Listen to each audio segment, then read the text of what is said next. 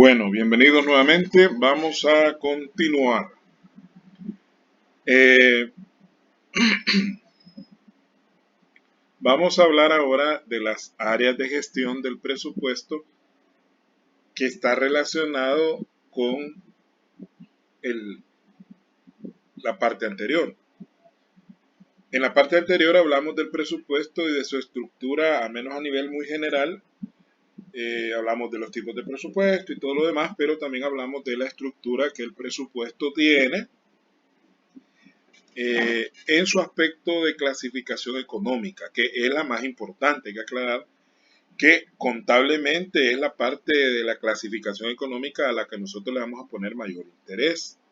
Es decir, la que habla de ingresos corrientes, de capital, el endeudamiento, ingresos por contribuciones especiales, y en el lado de los gastos pues hablamos de gastos corrientes, gastos de capital, aplicaciones financieras, gastos de contribuciones especiales y el famoso costo previsional, que ya explicamos cada uno de ellos, a menos de manera general, y posteriormente vamos ya a ver a través de un cuadro resumen cómo se subdivide cada una de estas clasificaciones. Entonces, estas áreas de gestión son como también una forma de clasificar los ingresos y gastos, pero desde una perspectiva diferente que al mismo tiempo es complementaria a la anterior. Vamos a ir desglosando las, las diapositivas y ahí vamos a ir entendiendo poco a poco de qué estamos hablando. Dice ahí, perdón.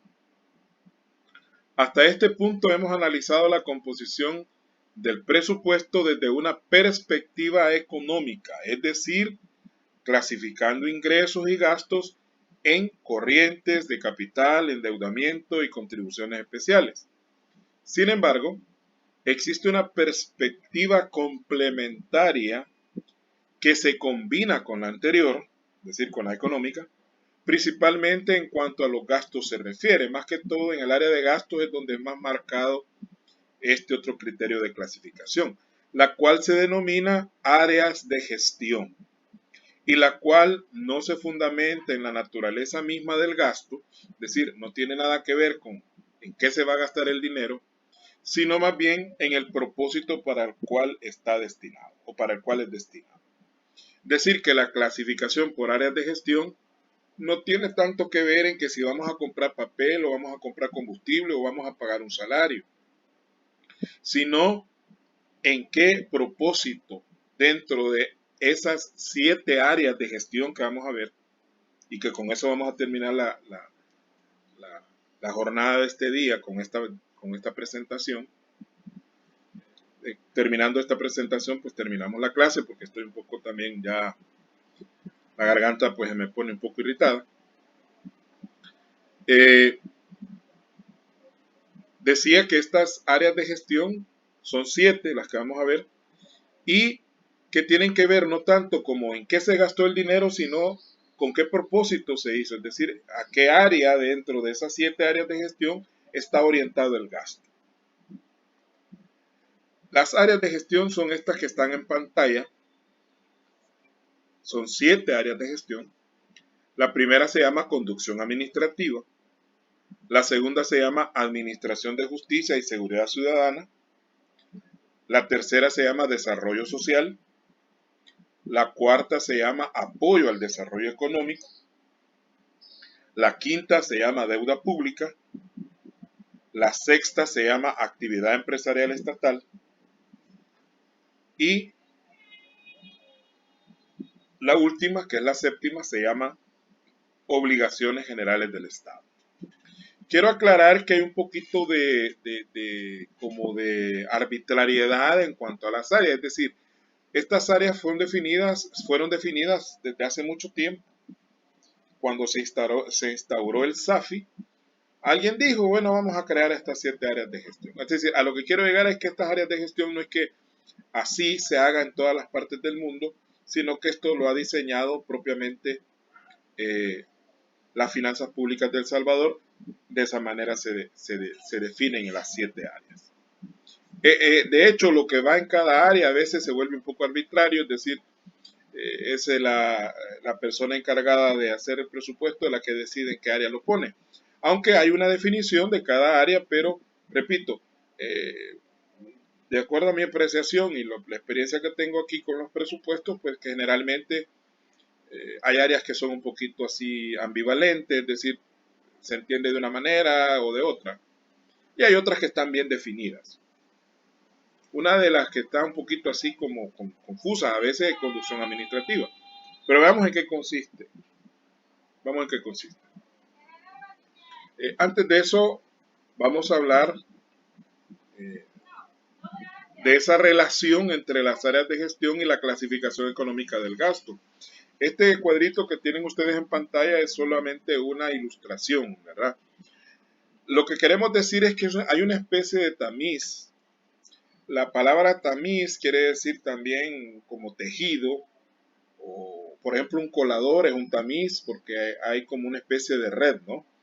Hay algo que se desarrolla de manera vertical y otra cosa que se desarrolla de manera horizontal. Entonces, cuando se hacen los presupuestos de cada una de las dependencias, se hace este enfoque. Aquí en esta columna ponemos gastos corrientes, gastos de capital, aplicaciones financieras, gastos de contribuciones especiales, costo previsional, y los gastos luego se clasifican en esas 7 áreas de gestión que hemos hablado. Entonces, pueden haber gastos corrientes de una institución que estén en el área de conducción administrativa, otros van a estar en apoyo al desarrollo económico, otros van a estar en administración de justicia y seguridad ciudadana, dependerá, ¿no?, en qué área del gobierno se esté haciendo el gasto. Por ejemplo, si es un gasto, digamos, salario de policías, probablemente va a estar en el área de administración de justicia y seguridad ciudadana, que es el área donde están los policías. Si, si, eh, si está en pago de maestros, pues probablemente va a estar en el desarrollo social, porque se supone que educación está dentro del gabinete social. Entonces, dependerá del tipo de área donde se vaya a hacer el gasto, tipo de institución, así va a ser el área de gestión en la cual se va a clasificar. La próxima clase yo voy a traer un ejemplo con números del presupuesto actual para que usted vea más clara esta situación. Veamos la conducción administrativa. Dice que esta área está enfocada a ciertas instituciones y dependencias cuya función es de carácter general o también cuyas actividades están enfocadas en la administración de los recursos financieros por parte del órgano ejecutivo. O sea, ahí hay una mezcolancita de cosas que a mí no me convence mucho, porque da pie a que cada funcionario dentro de su criterio decida si algo lo va a meter en esta área, ¿no? Pero más que todo son el área de la casa presidencial, por ejemplo, que es un área muy general, que maneja todo, pero también la parte del Ministerio de Hacienda como administrador financiero de los recursos, pues generalmente todo el gasto de Hacienda va a conducción administrativa. Entonces los ejemplos que tenemos ahí son la Presidencia de la República, el órgano legislativo también se pone en el área de conducción administrativa porque el órgano legislativo, o sea la Asamblea, no tiene un área específica de acción, ¿verdad? Sino que es muy general. El Ministerio de Hacienda, que es el que se encarga de recaudar el dinero. Cancillería, que es el Ministerio de Relaciones Exteriores, que también no está orientado a una área específica, sino que más bien es la representación del país a nivel externo. La Procuraduría para la Defensa de los Derechos Humanos, que también es una institución financiada por el Estado y que tiene que ver no con un área específica, o sea, un área económica específica, sino que es un área más de derechos humanos, como su nombre lo indica. Pero igual, sigo teniendo mi duda. Administración de Justicia y Seguridad Ciudadana. Esta área está enfocada a aquellas dependencias cuya función es ejercer labores de aplicación de justicia, manejo de prisiones y garantizar la seguridad de la población. O sea, todo lo que tiene que ver con aplicar justicia. Ahí está toda la Corte Suprema de Justicia, los diferentes juzgados que existen, cámaras, y también lo que es la parte del Ministerio de Gobernación, que maneja la parte de las prisiones o de las cárceles, y también parte del Ministerio de Gobernación, porque ahí está adscrita la PNC y otras instituciones que tienen que ver con seguridad pública. Entonces, los ejemplos que tenemos ahí son la Corte Suprema de Justicia, el Ministerio de Justicia y Seguridad, eh, la Fiscalía General de la República, que es la que se encarga de perseguir el delito, la Policía Nacional Civil, la Dirección de Centros Penales, etc. O sea, todo lo que tiene que ver con tribunales o con la policía o la persecución del delito entraría dentro del área de gestión de administración de justicia y seguridad ciudadana. Esta área sí está bien definida, ¿verdad? No hay duda de qué es lo que vamos a meter aquí. Conducción administrativa como que es un área donde meten cualquier cosa, ¿no? Como que todos los residuos de las otras áreas vienen a parar a conducción administrativa. Tercero, desarrollo social. Esta área está enfocada a aquellas dependencias cuya función es garantizar los derechos de las personas más desfavorecidas de la sociedad, sobre todo en aspectos como salud, educación y vivienda. O sea, esas son las áreas del gabinete social, que así se le llama, ¿no? El gabinete social, donde están todos los ministros o instituciones que se encargan de más que todo estas tres cosas que están mencionadas ahí: la salud, la educación, que son las dos más importantes, y la vivienda, que también es importante, pero que la verdad, en nuestro país el déficit de vivienda es muy alto. Es decir, el porcentaje de personas que no tienen acceso a una vivienda digna y propia es mucho. Mucha gente no tiene casa propia o viven en condiciones muy precarias, debajo de un puente, ¿verdad? A la orilla de un río, que son lugares que no son apropiados para vivir. Entonces ahí tenemos el Mineducit, que es el Ministerio de Educación, Ciencia y Tecnología, antes llamado simplemente Mined, hoy se llama Mineducit. El BINSAL, que es el Ministerio de Salud Pública y Asistencia Social. El BMBDU, que es el Viceministerio de Vivienda y Desarrollo Urbano, que es una dependencia del Ministerio de Obras Públicas. Repito, el BMBDU, que significa Viceministerio de Vivienda y Desarrollo Urbano, que es el que se encarga de girar las políticas para la creación de vivienda a todos los niveles de personas, ¿no? Pero más que todas las personas que tienen escasos recursos. El FONAVIPO, que se creó allá por los años 90, que es el Fondo Nacional de Vivienda Popular. Repito, FONAVIPO quiere decir Fondo Nacional de Vivienda Popular, que se creó allá por los años 90 como una alternativa para aquellas personas que no cotizaban seguro social y poder darles la oportunidad de obtener una vivienda. Lamentablemente FONAVIPO tuvo problemas de funcionamiento, no sé si todavía, creo que ya está en proceso de... No, yo creo que todavía funciona, pero tuvieron una serie de problemas por unos desfalcos que hubo en épocas de los años 2000. De hecho, el presidente FONAVIPO en esa época era un señor apellido Bodewick, que era Bodewick, un apellido alemán, y que pues no sé qué fin tuvo, pero la cosa es que estaba siendo procesado por un caso de fraude que había habido en FONAVIPO. Como todas otras instituciones que en su momento tuvieron problemas de fraude y algunas de ellas pues terminaron siendo cerradas. El FSB, que es el Fondo Social para la Vivienda, que también es una institución del gobierno y que le proporciona vivienda más que todo a las personas que cotizan a diferentes sistemas de previsión social, como puede ser el Seguro Social o en el caso de los maestros, el Bienestar Magisterial o el ITFA o el INPEP, que prestan pues hasta, creo que andan por ahí por $50,000 para comprar una casa, dependiendo del salario que la persona devenga. Entonces, todas estas instituciones están enfocadas en el desarrollo social. Obvio, no son las únicas. Hay otras instituciones que no están mencionadas acá, pero usted tiene que tener claro que todas las instituciones que tienen que ver con cuestiones de salud, educación y vivienda van a estar dentro de lo que es el desarrollo social. Es otra área que está bien definida, ¿verdad? Al igual que la anterior. La número 4.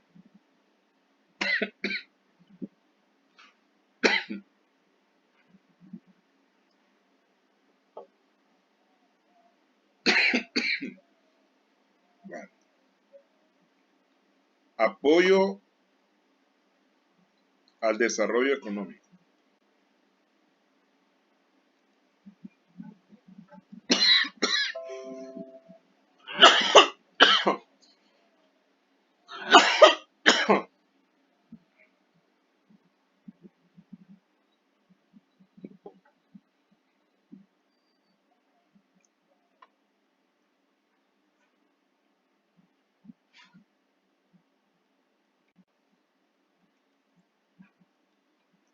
Bien, me van a disculpar, pero tuve un acceso de tos. Apoyo al desarrollo económico. Esta área está enfocada a aquellas dependencias cuya función es fomentar y apoyar directa o indirectamente el desarrollo de actividades productivas. Nosotros sabemos que en el país hay una gran cantidad de actividades productivas, hay agricultura, hay ganadería, hay industria, hay comercio, hay prestación de servicios, hay narcotráfico, hay otro tipo de actividades económicas productivas que requieren apoyo. Entonces, todas aquellas instituciones que se encargan de fomentar, por un lado, fomentar es hacer que crezca una actividad o apoyar una determinada actividad productiva, están dentro del área de gestión de apoyo al desarrollo económico. Ejemplos tenemos el Ministerio de Obras Públicas o el MOP, que se encarga de mantener y mejorar la red vial, es decir, las carreteras y todo eso. Eso ayuda al desarrollo económico porque si las calles están en buen estado, entonces los productos pueden llegar más fácilmente a las colonias, a los cantones, etc. También tenemos el Ministerio de Agricultura y Ganadería que se supone que debe apoyar a los agricultores y ganaderos en sus determinadas actividades, no solamente de forma económica, sino también a través de asistencia técnica y legal, ¿no? O sea, ayudarle al agricultor para que mejore sus cosechas y todo lo demás. El Ministerio de Economía, que es obvio que tiene que estar en esta área, porque el Ministerio de Economía es el que genera las condiciones de fomento a nivel general del país sobre ciertas actividades económicas, aparte de llevar un control de todas las empresas a través de la Dirección General de Estadísticas y Censos, que es una dependencia del Ministerio de Economía. Es lo mismo que el Centro Nacional de Registro, también es una dependencia del Ministerio de Economía. El CONAMIPE, que es Comité Nacional para la Mediana y Pequeña Empresa, CONAMIPE, quiere decir Comité Nacional de la Micro y Pequeña Empresa, que es un área del Ministerio de Economía también, enfocada a darle asistencia a los micros y pequeños empresarios. Entonces, el área 4 es apoyo al desarrollo económico. 5. Deuda pública. Esta área agrupa todos los recursos destinados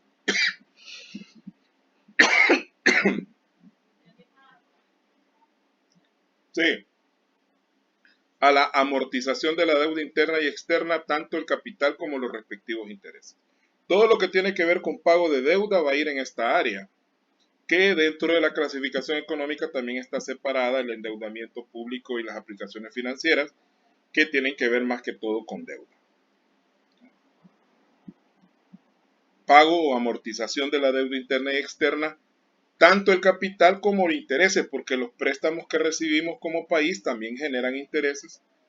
Y ahí pues hablamos de algunos ejemplos de instituciones a las cuales se les debe pagar, como son, estas son instituciones a las cuales se les debe pagar. No es que todas estas instituciones formen parte de esta área, ¿no?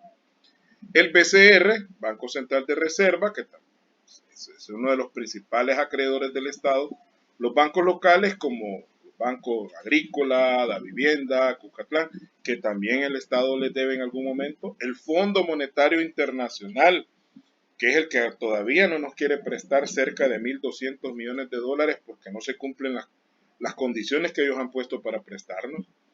Pues el Fondo Monetario Internacional hay que aclarar que no son hermanitas de la caridad, ¿verdad? El Fondo Monetario Internacional tiene una historia un poco nefasta, porque hay países que han tenido que cumplir con lo que el Fondo Monetario Internacional les ha dicho y han generado más problemas que soluciones a su situación económica. Ejemplo más reciente, Argentina.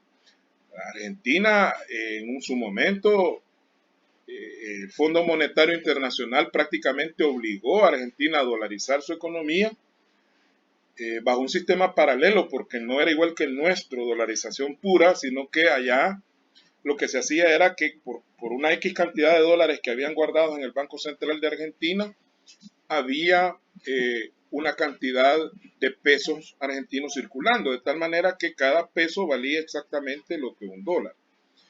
Se generó problemas en los años 90 con el famoso corralito que se dio en ese momento, que los bancos no cambiaban pesos por dólares para protegerse. O sea, en tiempos de Saúl Menem, que fue presidente de Argentina en esa época, y han venido arrastrando ese montón de problemas hasta la fecha con el presidente Fernández, que también está emproblemado con el Fondo Monetario Internacional porque no le quieren prestar a Argentina debido a los problemas que no han logrado resolver.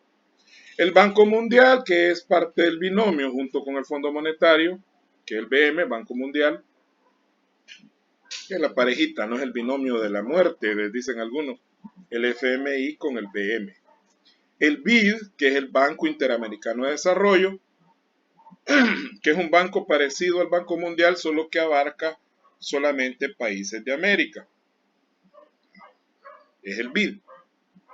El BCIE, que es el Banco Centroamericano de Integración Económica, el BCIE, el BCIE dicen algunos, Banco Centroamericano de Integración Económica, que es a nivel regional, obviamente solo países centroamericanos, parece que Dominicana también está dentro del paquete, y se prestan entre ellos los países, ¿no? Hay que aclarar que a excepción del BCIE, tanto en el Fondo Monetario Internacional, en el Banco Mundial y en el BID, pues los dueños prácticamente de esos bancos son los países desarrollados. Y Estados Unidos tiene una gran influencia en las decisiones que toman estas instituciones porque es uno de los principales accionistas del Banco, del Fondo Monetario, del Banco Mundial, al igual que Canadá y la Unión Europea y otros países que tienen. O sea, hay países ricos y países pobres en estas instituciones y los países ricos financian a los pobres a través de estas instituciones. Es decir, que en cierta medida, si el Fondo Monetario Internacional nos presta, es como que Estados Unidos nos preste. Entonces, ¿qué significa eso? Que si Estados Unidos nos dice que saltemos,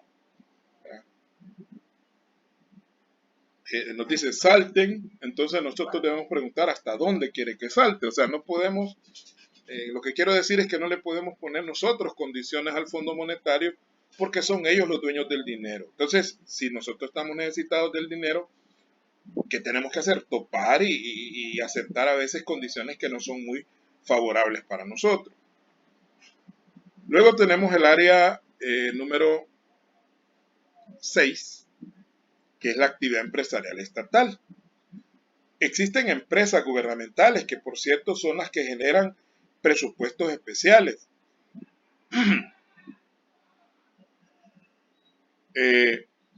Entonces dice aquí que esta área está desligada del presupuesto ordinario y se consignan los llamados presupuestos especiales, correspondientes a las llamadas empresas estatales, tanto de financieras como no financieras. En la estructura de la organización del Estado salvadoreño existen un sector gubernamental financiero y un sector gubernamental no financiero.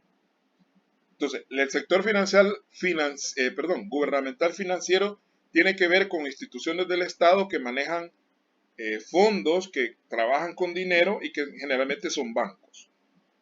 Ejemplos son el Banco Central de Reserva, que es el banco de bancos, el Banco de Fomento Agropecuario, que ha caído un poquito en desgracia porque antes era bastante más pujante el Banco Fomento, que es el que se encarga precisamente, como su nombre lo indica, de ayudar financieramente a los agricultores y ganaderos. El Bandesal,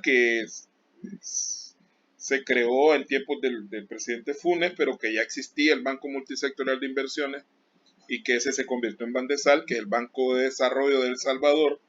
Eso quiere decir Bandesal, Banco de Desarrollo de El Salvador, que también maneja líneas de crédito, fideicomisos para los microempresarios. Hoy se ha manejado con la pandemia también un fideicomiso también para financiar el salario mínimo. Sí, sí, es un banco de fomento propiedad del Estado. Y otras que no son financieras como CEL y CEPA, que las mencionamos hace poco, que no generan, o sea, no prestan plata, sino que son productoras de, en este caso, de energía o de servicios portuarios, porque CEPA quiere decir Comisión Ejecutiva Portuaria Autónoma. Y